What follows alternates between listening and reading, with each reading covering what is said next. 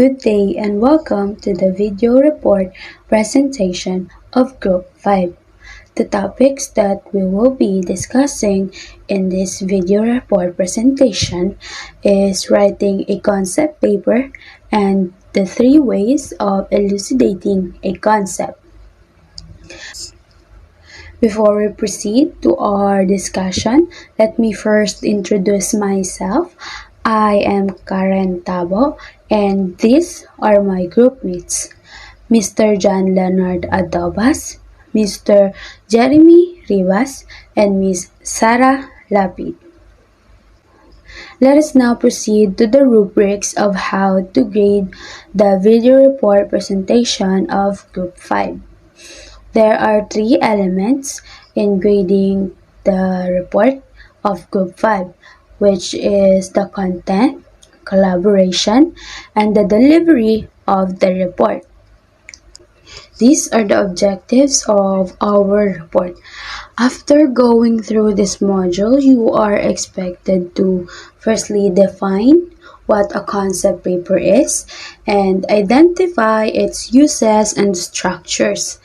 Secondly, determine the ways a writer can elucidate a concept.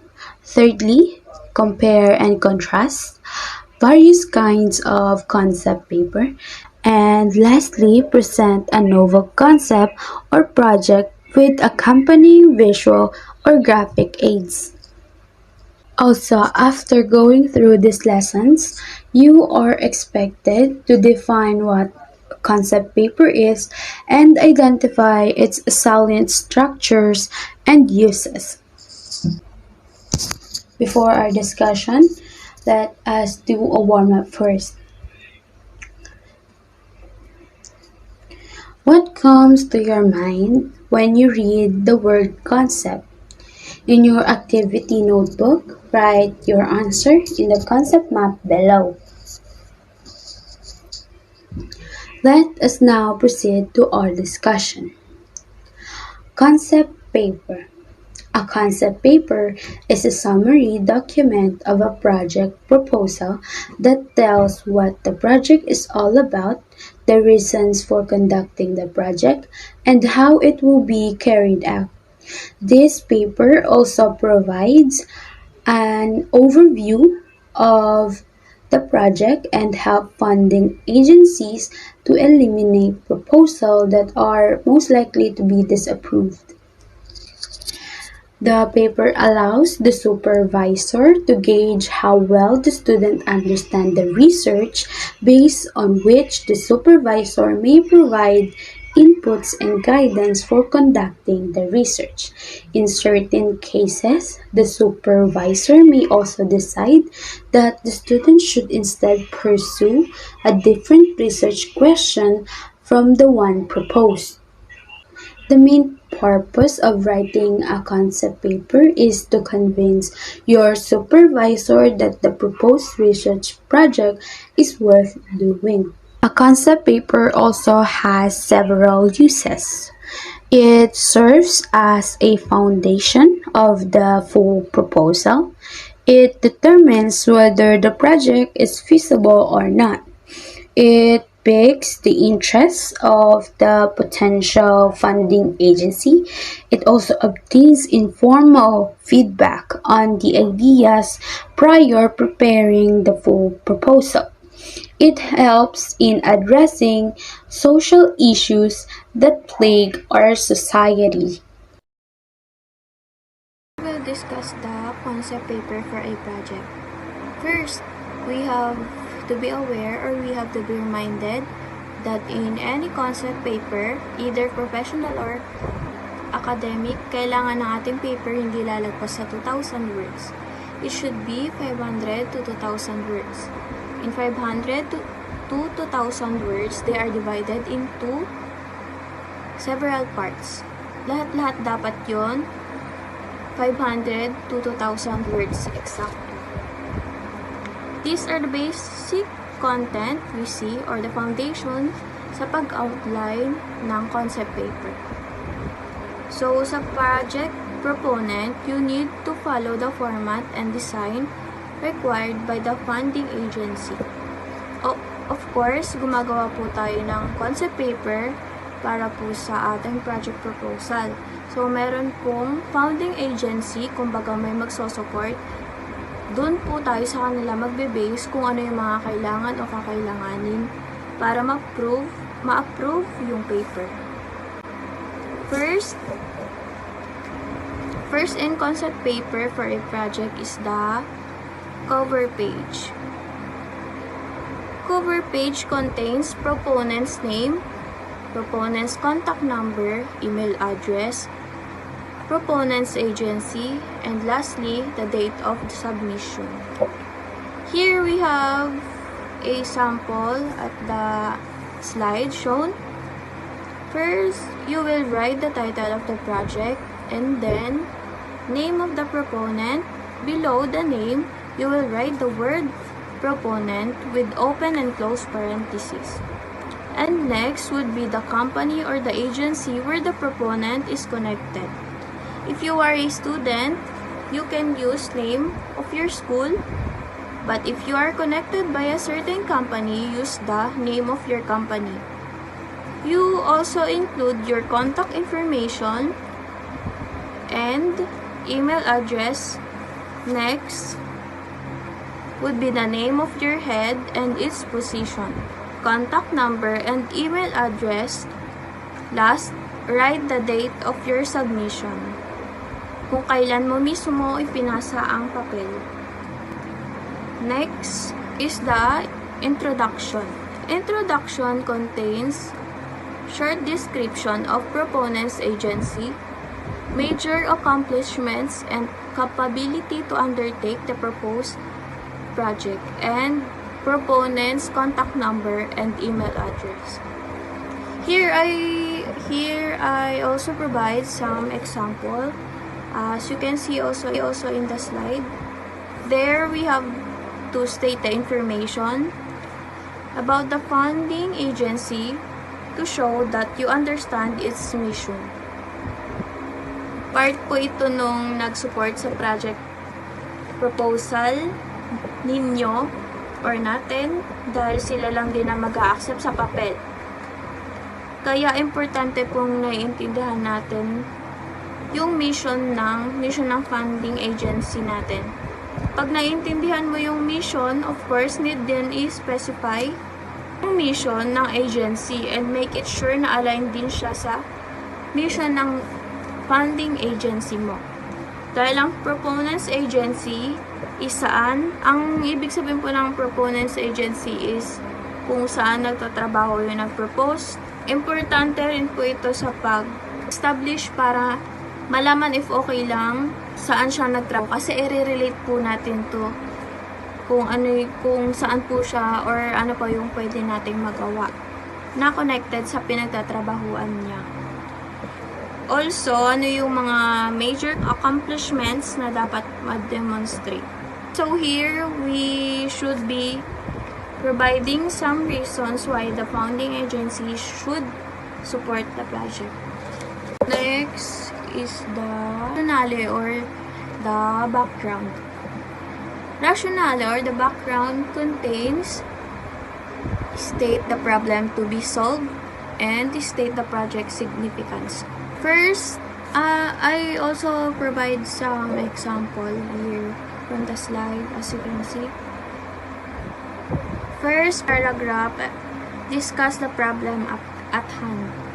By providing the background of the problem, present current situations related to the problem, starting by providing worldwide data and also provide situations in our country or in school if ever the problem is trying to solve, and also observe in school. Yes. Second paragraph is support this with statistical data by browsing from the internet or other references. Should be stating the title of the project and describe it briefly. Third paragraph is present a proposed solution to the problem. Next, we have here the project description. Project description contains the object of the project, methodology, action plan or the action plan. Next, timeline. Next is the anticipated outcome. And lastly, how the outcome will be evaluated. Here in project description, I also provided some examples. Here we have the introductory paragraph. The project is entitled blank. Its goal is to blank. It will be done through blank. To implement the project, the proponents shall follow a timeline or work plan. Here is the work plan.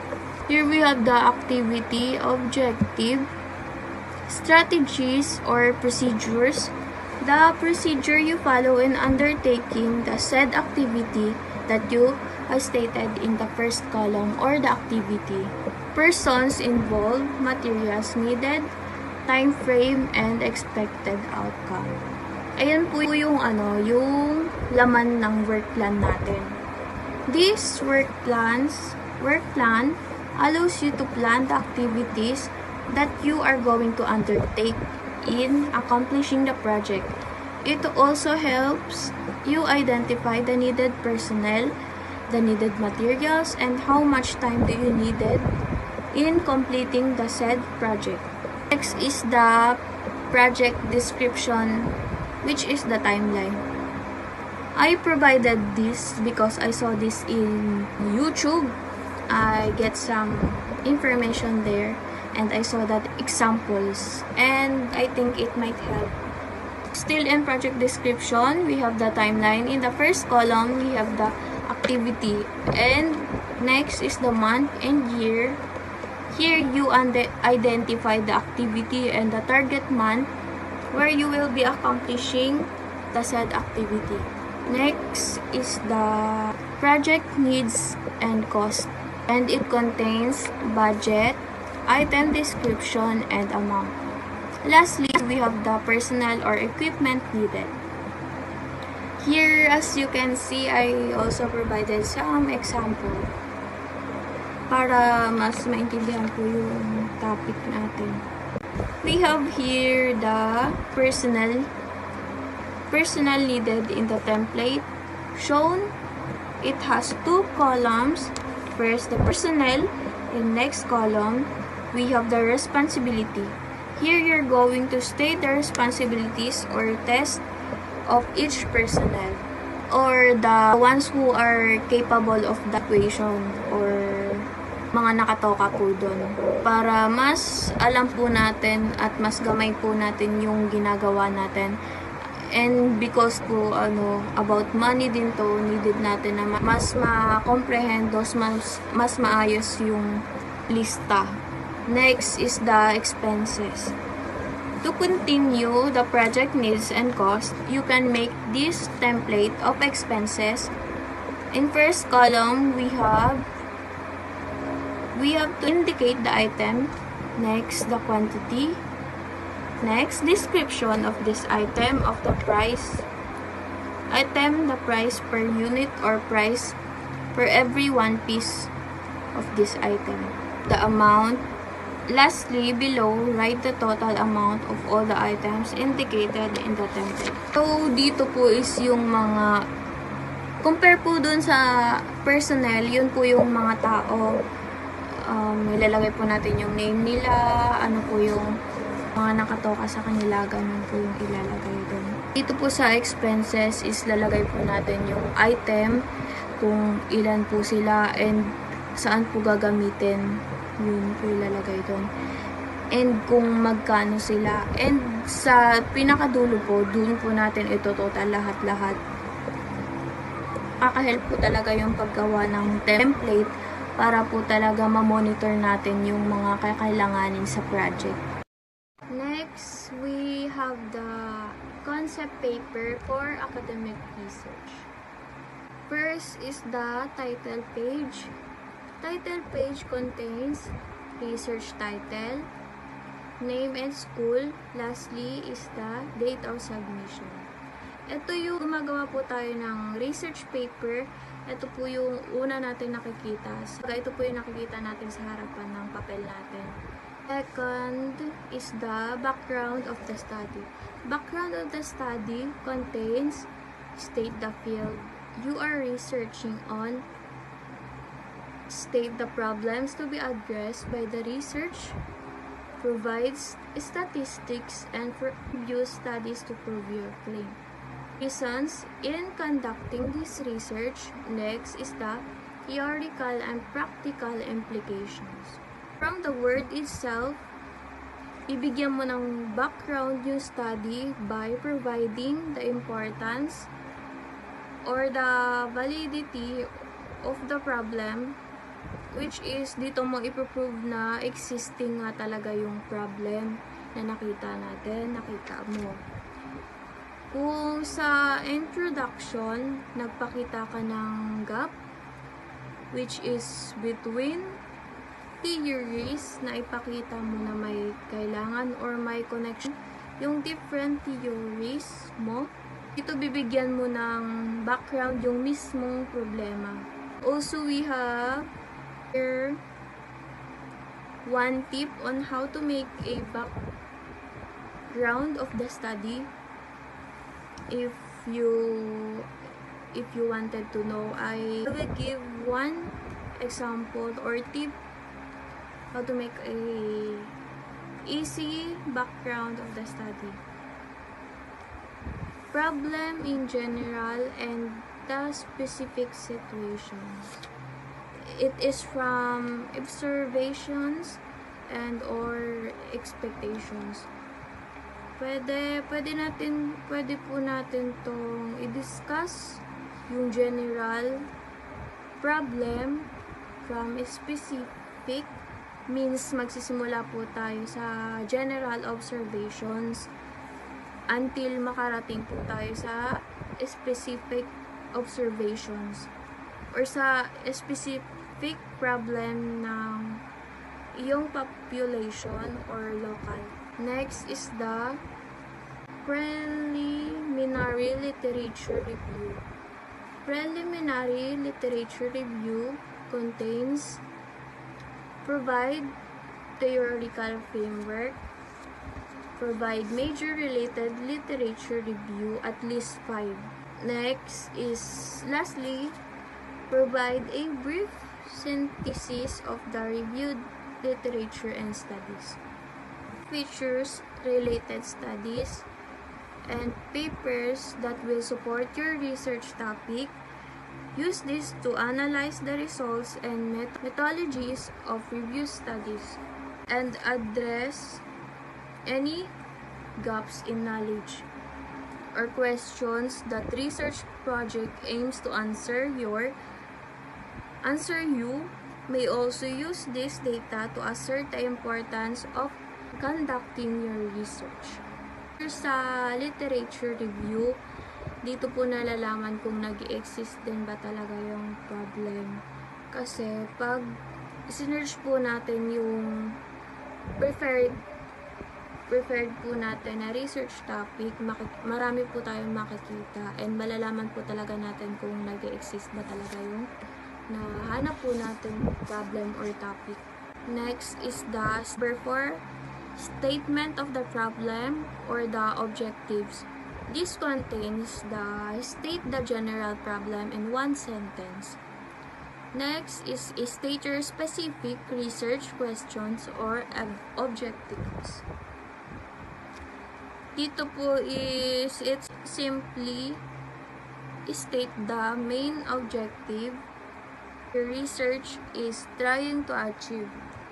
The objectives should be able to indicate the direction of the study for the both reader and the researchers.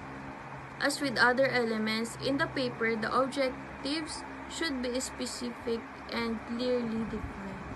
Next, number 5 is the methodology. Methodology contains context and participants of the study, instruments to be used, data collection procedures. Next, lastly, the data analysis trying to be used. This should be able to guide the reader through the process of how you will conduct the research project. To make sure to state the purpose for each step of the project, process as well as the type of data to be collected and the target population. Next is the timeline. Here in timeline contains duration of the research or Gantt chart. Here I provided some example it is shown in the slide. In timeline, it is depending in your research project of the length of the entire process. Can vary significantly. What's important is that you are able to provide a reasonable and achievable timeline for your project. More likely, ang ilalagay po dito sa timeline is recorded duration o yung itinagal sa kada parte ng research project. As we can see sa given example po na nilagay ko is yung paggawa po nila ng title, tinagal po nito is 1 week. Ganun lang po yung parang i-record mo po yung tinagal po nung part na yun sa timeline. Next is the reference. Reference contains list of books, journals, and other resources cited in your paper. Here po sa references, last, ensure that you will give credit to all the authors of the sources you used in your paper. Depending on your area of the study or the instructions of your professors, you may need to use a certain style of citation. Dito po is yung need po natin na magbigay credit sa mga authors. Ito po kasi yung mga ginamit natin na informations, galing po yun sa kanila. Need po talaga natin silang ilagay sa references natin para if ever na i-check man ng ating mga professors, is malaman po talaga nila na existing po yung topic na napili po natin. And hindi po nila maiisip na gawa-gawa lang po yun. In academic research, it really needs some proofs. Need po natin ng proofs. Let's practice. Task 2, Venn diagram, directions. Using the Venn diagram provide similarities and difference between the two structures or format of a concept paper for a project and the concept paper for an academic research. Do this in your notebook.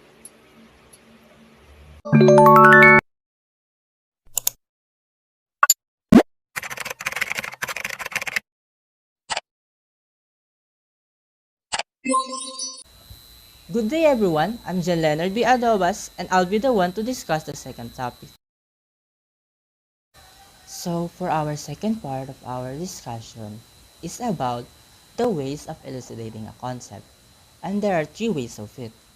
But before that, let us find first our objectives. Objectives. After going through this module, you are expected to define what a concept paper is and identify its uses and its structure. Determine the ways a writer can elucidate on a concept. Compare and contrast various kinds of concept paper. And presents a novel concept or project with accompanying visual or graphic aids. Introduction. In the previous lesson, you have learned what a concept paper is and eventually understood its uses. You also need to know that a concept of your project or research must be well explained in order for it to be sensible. As a writer, your next step is to learn the different ways of explaining the nature of a concept.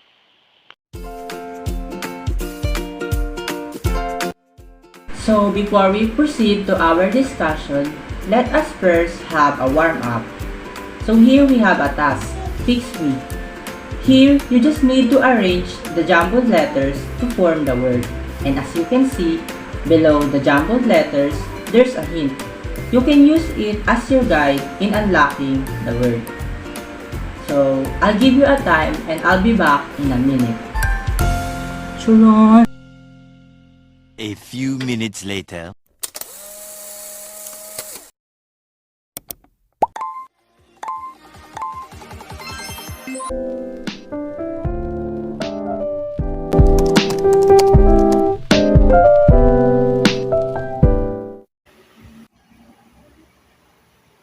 Discussion. Before writing a concept paper, you must first learn how to explain the concept of your project or research. Basically, there are three ways of explaining a concept.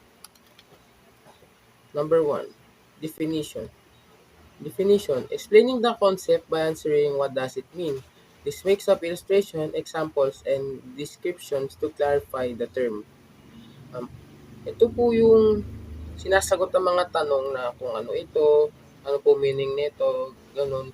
Ibigay bibigay linaw po siya sa gustong malaman o meaning nito. Kung ano yung inaan yung meaning. Gusto niyong malaman ng meaning.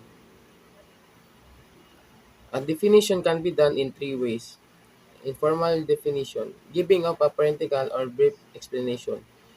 Ito po yung explanation, in-explain niya pero maikli lang, in a simple way lang po.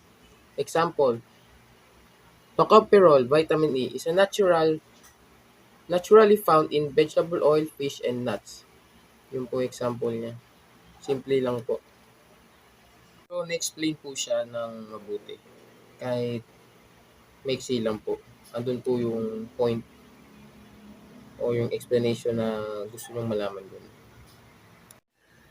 The following signals words are useful when explaining a concept by definition. As defined, for example, for instance, is defined as, means, such as, to define, to illustrate. Three ways of elucidating a concept. Number two, explication. 1. Explication is a method of explaining in which sentences, verses, quotes, or phrases are taken from a literary or academic work, then interpreted and explained in a detailed way. You may begin by analyzing how the text was constructed and, and end with a concise conclusion by restating your major arguments. Explication not only illuminates a piece of literature but also serves to remind readers about historical settings and formal properties of. Ito po yung mga sentences, verses, quotes, or phrases ay kinuha o galing sa literary or academic work.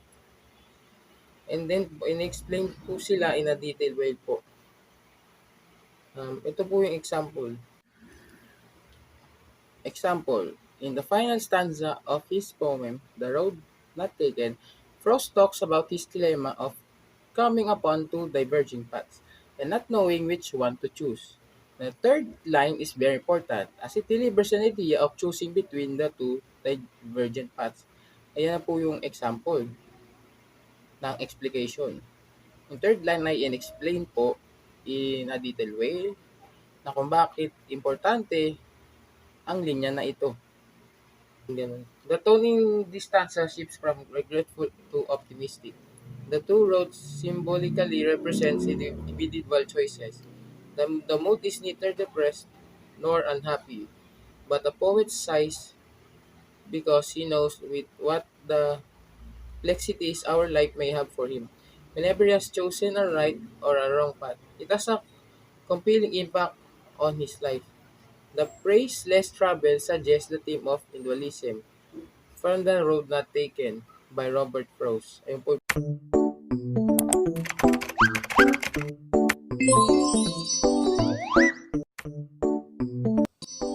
So what exactly is clarification? When you hear the word clarification, the first thing comes to our mind is the word clarify, which means to make an idea, statement, or something much more understandable, to clear something from confusion or uncertainty.